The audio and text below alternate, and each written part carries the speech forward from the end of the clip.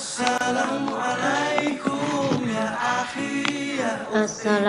warahmatullahi wabarakatuh.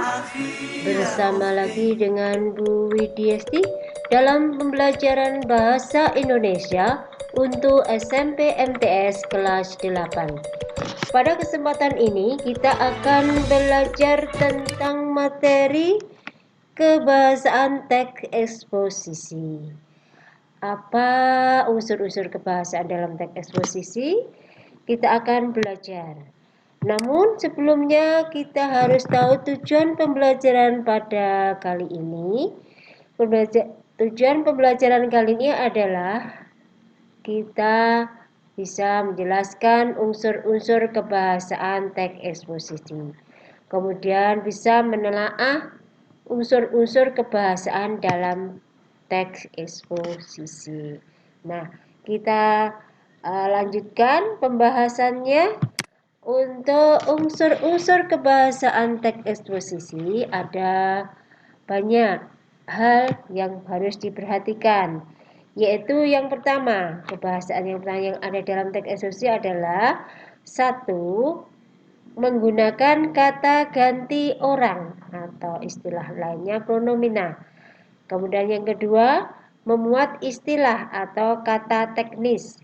Kemudian yang ketiga, menggunakan konjungsi. Keempat, menggunakan kata rujukan. Kelima, terdiri atas kalimat tunggal dan kalimat majemuk. Dan keenam, menggunakan kalimat efektif. Marilah kita simak penjelasan selanjutnya masing-masing kebahasaan teks eksposisi ini. Yang pertama, menggunakan kata ganti orang. Apa itu kata ganti orang? Kata ganti orang itu merupakan kata ganti yang digunakan agar suatu kalimat itu disampaikan secara efektif dan tidak bertele-tele. Jadi untuk menggantikan agar lebih efektif. Dan dalam kata ganti orang itu ada 3. Ya, contoh kata ganti orang yaitu kata ganti orang pertama ada tunggal, itu aku, saya. Untuk jamaknya menjadi kami, kita. Kemudian kata ganti orang kedua itu kau, engkau, itu yang tunggal. Kemudian jamaknya menjadi kalian. Kemudian yang kata ganti orang ketiga itu dia, ia, beliau. Itu yang tunggal, kemudian mereka itu jamak. Inilah kata ganti orang. Ada 3 ya, 3 orang ganti pertama, orang kedua, orang ketiga. Kemudian selanjutnya, apa itu istilah atau kata teknis? Tadi kebahasaan yang kedua menggunakan istilah atau teknis. Kata teknis adalah istilah yang ada dalam sebuah topik yang dibahas, yang merupakan makna leksel atau makna kamus dan tidak termasuk dalam kamus umum. Jadi makna istilah dalam ini teknis itu ada pada sebuah kamus leksikal atau kamus yang sebuah kamus khusus, bukan termasuk dalam kamus umum. Nah, contohnya misalnya di situ Anwar berinvestasi pada usia muda. Investasi ini adalah dalam bidang perniagaan. Nah, ini dalam kamus tertentu ya. Kemudian contoh nomor 2 yaitu ponsel Ali baru saja diinstal. Nah, kata diinstal juga termasuk kata teknis karena itu ada dalam bidang ya teknologi informasi ya, termasuk di situ HP ya. Kemudian yang ketiga ya, contohnya materi yang akan diajarkan kepada Salma tidak sesuai dengan kurikulum 13.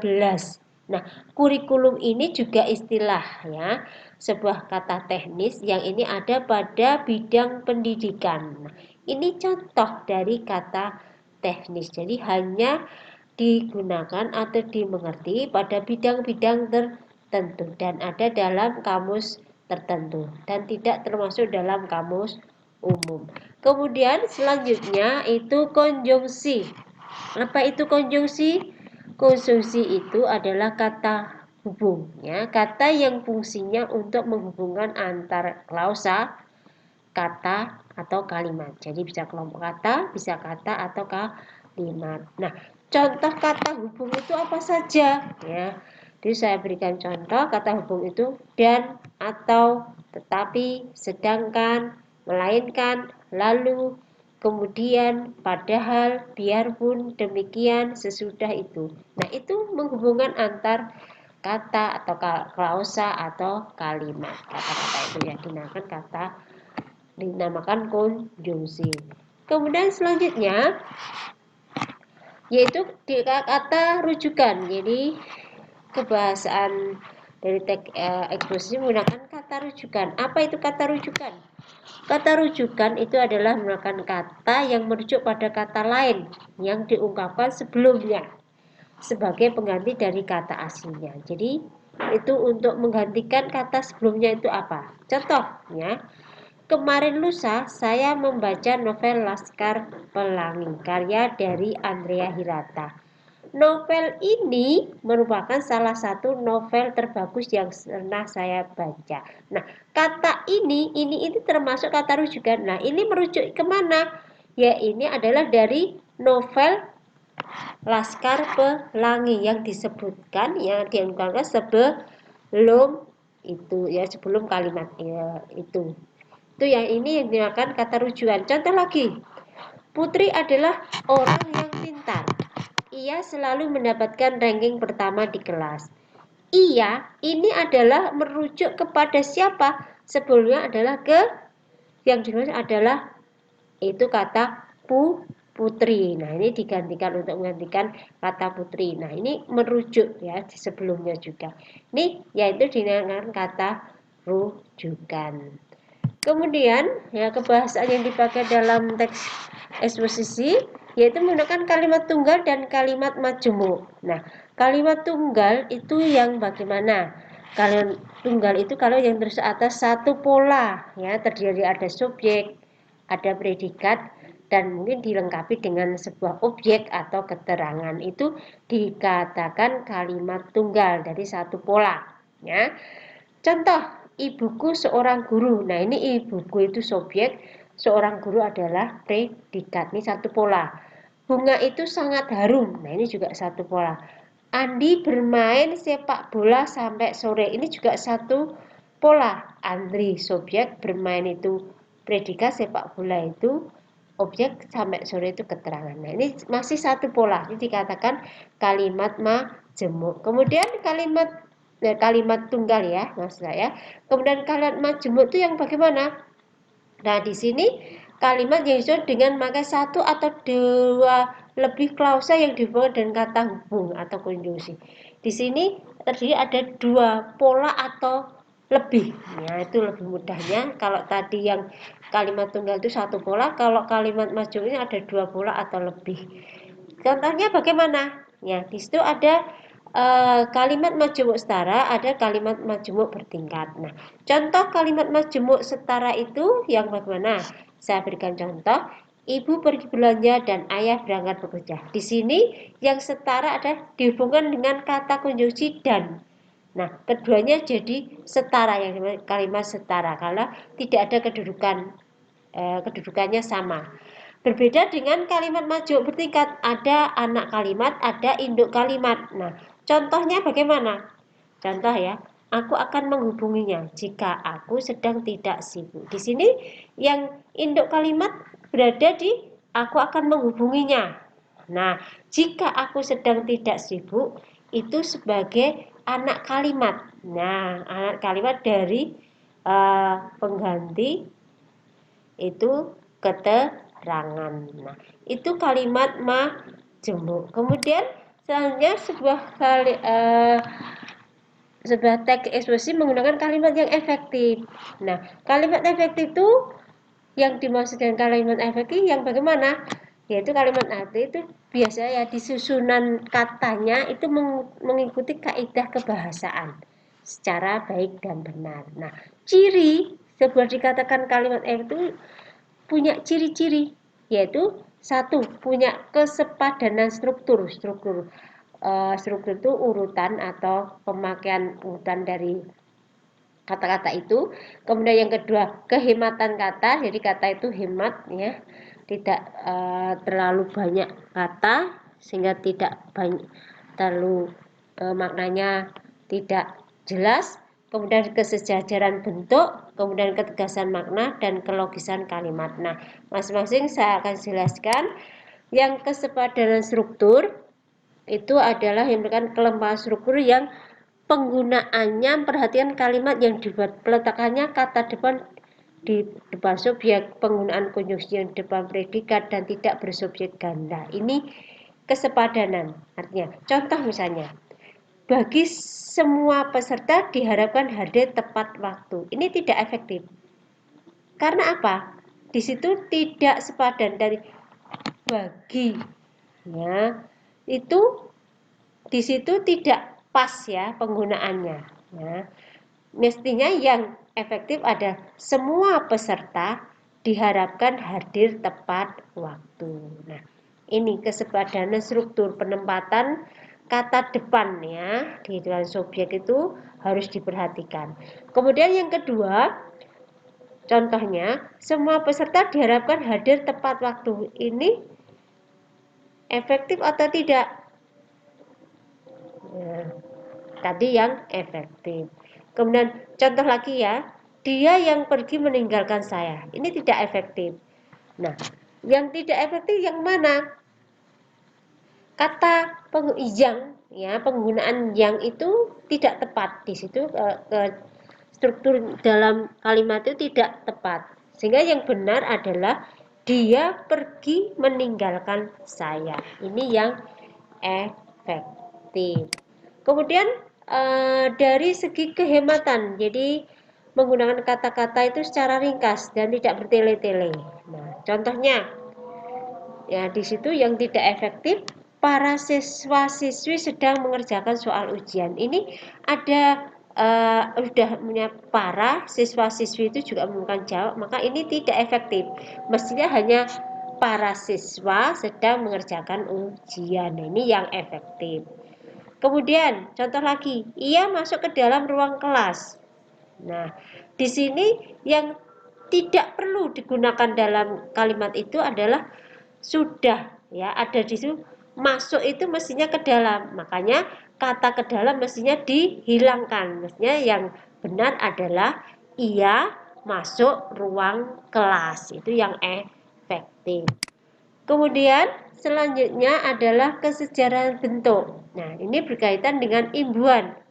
Ya, dalam kata-kata di kalimat kesesuaian kedudukan berkalimat itu secara paralel atau konsisten. Jadi saling berkaitan. Contohnya ya, kata ya ini yang tidak efektif, hal yang mesti diperhatikan soal sampah adalah cara membuang, memilah dan pengolahannya. Nah, ini kata pengolahannya mestinya sesuai sebelumnya.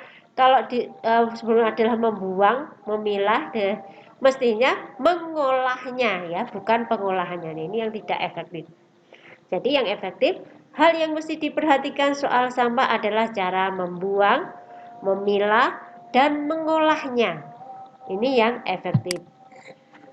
Kemudian dari ketegasan makna ya, sebuah ketegasan makna biasanya dijumpai pada jenis kalimat perintah, larangan atau anjuran yang umum diikuti partikelah ataupun. Ini untuk menegaskan makna itu. Nah, contohnya ini yang tidak efektif.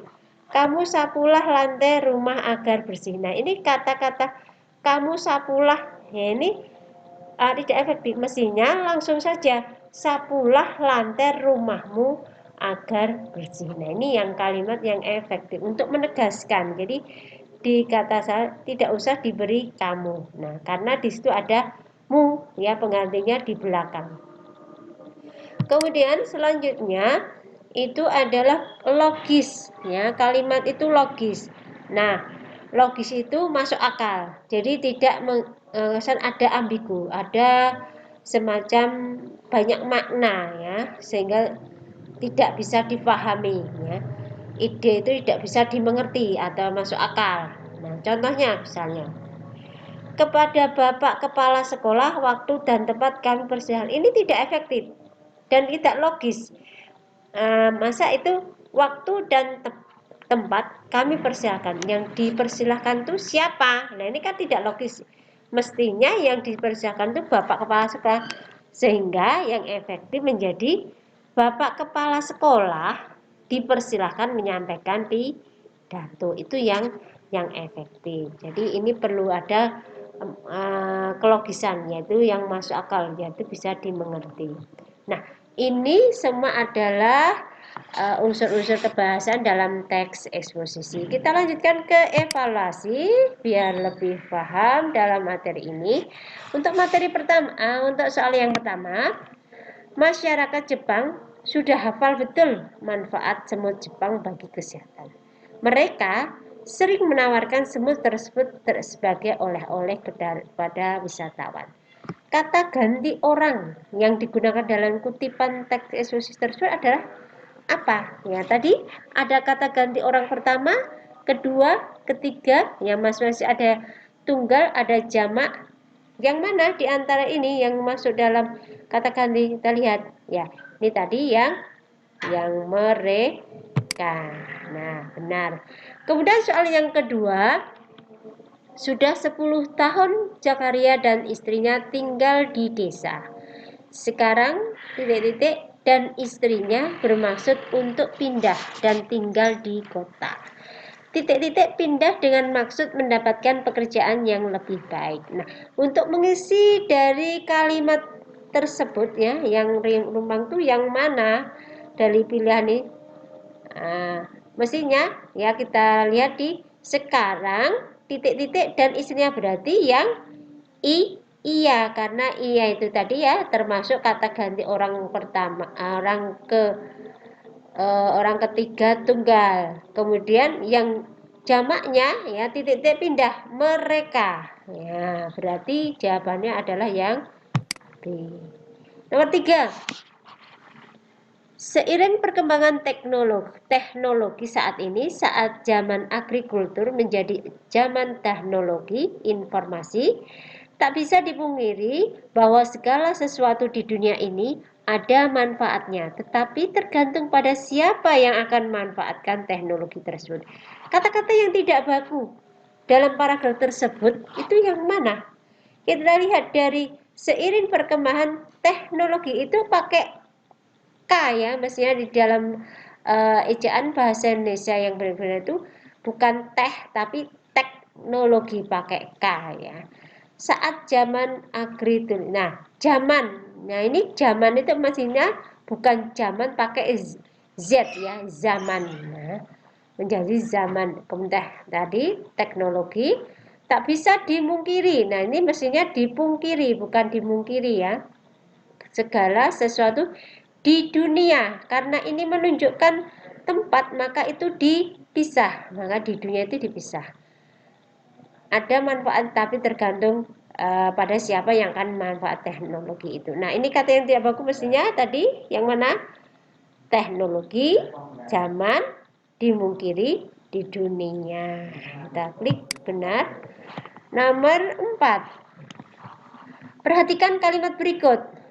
Untuk Wali Kota Jakarta Timur, waktu dan tempat kami persilahkan. Tadi sudah saya ajarkan dalam kalimat efektif itu harus mengandung kelogisan. Yang ini yang dimaksud itu waktu tempat dipersilahkan atau untuk wali kota. Mestinya ya, mestinya yang wali kota. Maka kalimat tersebut harus disempurnakan menjadi kalimat yang logis. Yang mana? Ya, kita lihat. Dari jawaban ini yang benar adalah ya, Wali Kota Jakarta Timur kami persilahkan menyampaikan, kami persilahkan. Nah, ini yang benar. Kemudian nomor 5, bacalah paragraf berikut. Hani tidak berangkat sekolah hari ini karena menemani ibunya di rumah sakit. Kalimat kedua, pemeriksaan kesehatan ibunya belum juga selesai. Ketiga, adiknya di rumah seharian, menunggu ibu dan kakaknya. Kemudian yang keempat, ketika hari mulai senja, Hani dan ibunya baru sampai di rumah. kalimat majemuk bertingkat dengan anak kalimat perluasan keterangan waktu dalam paragraf tersebut ditandai nomor berapa? Tadi kita jelaskan ada kalimat tunggal dan kalimat majemuk. Maksudnya kalimat tunggal itu terdiri dari satu pola kalimat, kalau majemuk itu lebih dari 2 kalimat. Nah, ini yang termasuk kalimat majemuk perluasan keterangan. Jadi yang menjadi nanti anak kalimat itu di dalam keterangan waktu. Yang mana? Mestinya ini ya. Ketika hari mulai senja, ini merupakan anak kalimat. Nah, atau perluasan keterangan waktu. Kita klik berarti nomor 4. Nah, benar. Nah, berarti nilainya 100. Nah, demikian tadi penjelasan tentang kebahasaan dari teks eksposisi. Kita akan berjumpa kembali dalam materi yang lain. Dari saya sekian, wassalamualaikum warahmatullahi wabarakatuh.